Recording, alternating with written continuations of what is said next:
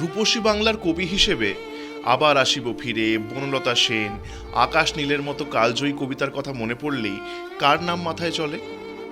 আগে হ্যাঁ, 17ই ফেব্রুয়ারি জীবনানন্দ দাশের জন্মদিন। অথচ আপনি কি জানেন, যে মানুষটাকে আজ আমরা বাংলার শ্রেষ্ঠ কবি হিসেবে মানি, তার নিজের স্ত্রী তার পাণ্ডুলিপিগুলোকে আবর্জনা মনে করে উনুনে পুড়িয়ে ফেলতে চেয়েছিলেন? আজ সেই বিষাদ সিন্ধুর গল্প শোনাবো, যা আপনাকে শিউরে তুলবে। সত্যি বলতে জীবনানন্দের স্ত্রী লাবণ্য দাস কোনোদিন তার সাহিত্যিক সত্তাকে শ্রদ্ধাই করেননি। তার কাছে জীবনানন্দ ছিলেন এক অকর্মণ্য স্বামী। কবির মৃত্যুর পর তার সুটকেস থেকে, ট্রাঙ্ক থেকে যখন মাল্যবানের মতো কালজয়ী উপন্যাসের পাণ্ডুলিপি বের হয়, লাবণ্য দাস সেগুলো প্রকাশে বাধা দিয়েছিলেন। কেন জানেন?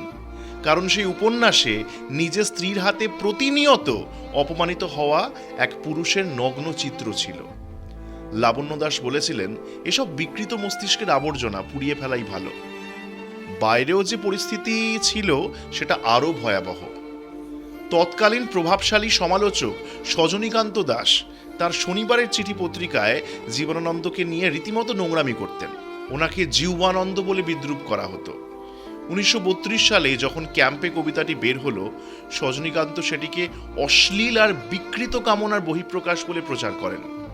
অ্যাজ এ রেজাল্ট, জীবনানন্দকে তার কলেজের অধ্যাপনার চাকরিটি পর্যন্ত হারাতে হয়েছিল। সজনীকান্তের বিদ্রূপে সমাজ তাকে একঘরে করে দিয়েছিল। শুধু সজনীকান্ত নন, স্বয়ং রবীন্দ্রনাথও তার ভাষা নিয়ে অসন্তুষ্ট ছিলেন। বলেছিলেন, ভাষা যেন আরও স্বচ্ছ হওয়া দরকার। বুদ্ধদেব বসু তাকে নির্জনতম কবি বলে একরকম ব্রাত্যই করে দিয়েছিলেন। ইনফ্যাক্ট নীরেন্দ্রনাথ চক্রবর্তীর মতো তরুণরাও তখন তাকে নিয়ে ব্যঙ্গ করতে ছাড়েননি। যে মানুষটা একবেলা খাবারের জন্য বীমা কোম্পানির দালালি করেছেন, সঙ্গে টিউটোরিয়াল হোম চালিয়েছেন, তাকে সমাজ দিয়েছিল শুধুমাত্র দারিদ্র আর অপমানের তিলক। 1954 সেই রাত কলকাতার বালিগঞ্জে ট্রাম চালক বারবার বেল বাজালেও জীবনানন্দ সরেননি। কেন? কেউ বলে ওটা দুর্ঘটনা, আবার অনেকে বলেন ওটা ছিল তার সারা জীবনের অপমানের হাত থেকে বাঁচার নিভৃতে আত্মহত্যার চেষ্টা, সাইলেন্ট সুইসাইড। হাসপাতালে যখন তিনি মৃত্যুর সঙ্গে লড়ছেন, সেদিন রাতেও তার স্ত্রী তার পাশে ছিলেন না। কবির জন্মবার্ষিকীতে তাকে শ্রদ্ধা অবশ্যই জানাই, কিন্তু মনে রাখবেন, আজ আমরা যার জয়গান গাইছি, জীবদ্দশায় তাকে আমরা তিলে তিলে মেরে ফেলেছিলাম। জীবনানন্দের কোন কবিতাটি আপনার হৃদয় বাজে? Let me know in the comments.